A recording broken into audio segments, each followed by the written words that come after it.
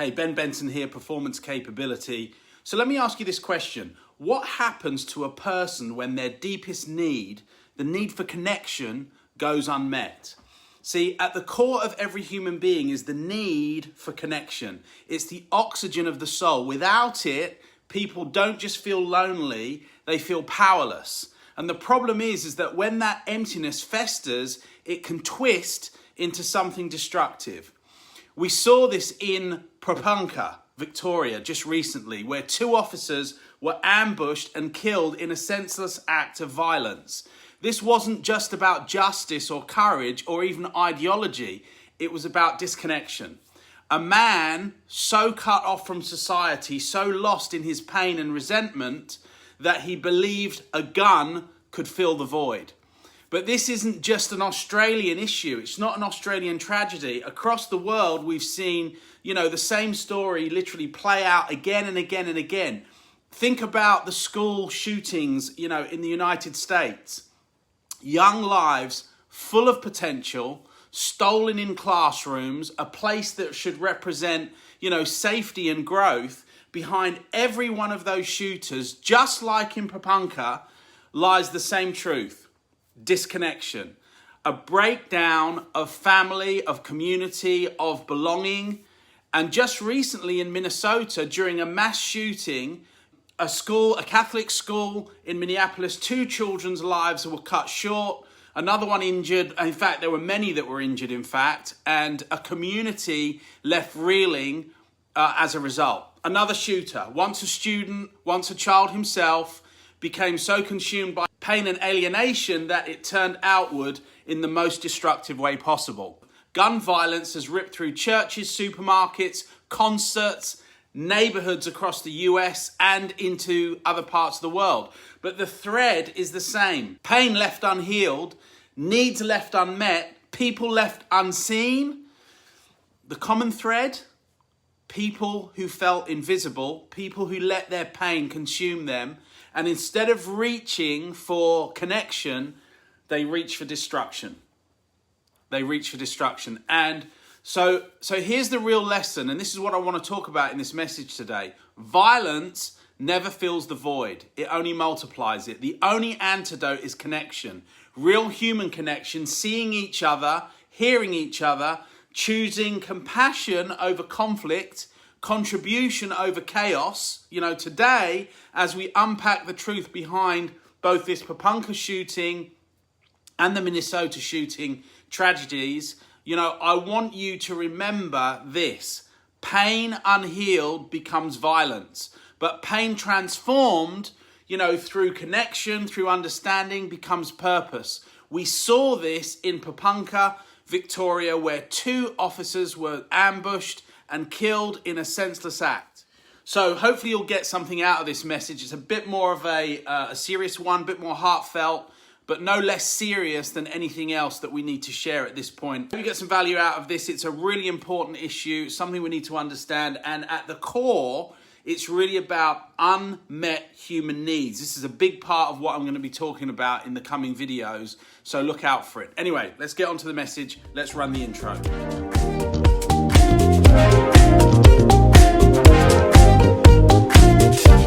Hold your breath, all the moves we're making. All right, so let me ask you a question. What happens to a person when one of their deepest needs goes unmet? What happens when they feel unseen, unheard, and literally disconnected from society? See, at our core, every human being, no matter where they live, who they are, has a set of deeply held human needs. And one of these 7 needs is the need to love and be loved. Another way of saying that is a need for connection. Connection literally is the oxygen of the soul. It's what gives our life meaning. Without it, even the strongest people can start to crack. But when we feel invisible, when our pain goes unseen and our voice unheard, that emptiness doesn't just stay silent. It literally grows, it festers. At its core, this reflects unmet needs for love, maybe significance and belonging, and tragically, for some, when those needs never get addressed, the pain can literally turn deadly. That's what we saw in Australia recently in the outback, and now in the heart of Minnesota. Back in August 2025, in the rugged beauty of Porepunkah, Victoria, two police detectives, Neil Thompson and Vadim DeWalt, both went out for their jobs to serve a warrant. They were community protectors, not combatants. Inside that home, however, was a man cut off from connection. Denzi Freeman, a disciplined martial artist turned sovereign citizen. He was an extremist, had descended into paranoia. He rejected authority and any chance of being heard, and so he turned on these police officers. Thompson and DeWalt were executed, a third officer wounded, families shattered, a community frozen in shock, 450 officers, helicopters, a lockdown, yet nothing gained, only losses. Then, just weeks later in Minneapolis, tragedy struck again. During a school mass at Annunciation Catholic School, a former student, Robin Westman, opened fire. Two children, 8-year-old Fletcher Markle and 10-year-old Harper Moisky, were killed. 18 more were injured, including 15 children and 3 elderly teachers. They were all wounded. Westerman then took his own life. Investigators say Westerman had posted disturbing videos and a manifesto with hateful messages, even idolizing previous school shooters. He fired more than 100 rounds using legally purchased rifles, a shotgun, and a pistol. A former teacher reported signs of self-harm, unheeded cries for help. This young man, struggling with identity, isolation, went unheard until violence became his voice. See, politically and spiritually, this attack struck deep. President Trump, local officials, even faith leaders condemned the violence. Flags flew at half-mast. Calls for gun reform and early intervention echoed. See, let me ask you this question. What links Porepunkah and Minnesota? On the surface, they seem like entirely different tragedies. One a rural ambush against police, the other a school shooting targeting children. But beneath the details, they feel connected because both reveal how isolation, untreated pain, and a collapse of human connection can spiral literally into violence. At its core, each of these tragedies reflects unmet human needs. The need for love, the need for belonging, the need for security, the need for significance that were never acknowledged or fulfilled in these people. When these needs go unmet for too long, pain becomes overwhelming and can twist into violence. They shared these common things: unmet pain, isolation and disconnection, the illusion that violence is power. But violence isn't power. It's a scream from someone who feels powerless. It doesn't build, it breaks. It doesn't heal, it wounds deeper. So what's the alternative? Well, the alternative is to understand that basic human needs are going unmet. And when they're not met, we have issues, problems, and violence that causes heartache in so many families. See, compassion and courage is what we need. We can often interrupt the cycle of despair before it escalates into something irreversible. By acknowledging another person's struggle and offering even small acts of presence, we create space for healing and prevent tragedies before they even begin. Connection is listening, mentoring, community. It's reaching out to a kid who's struggling. It's making space for someone to belong. It's intervening early with empathy. It transforms pain into healing, anger into purpose, despair into hope. See, so here's the challenge.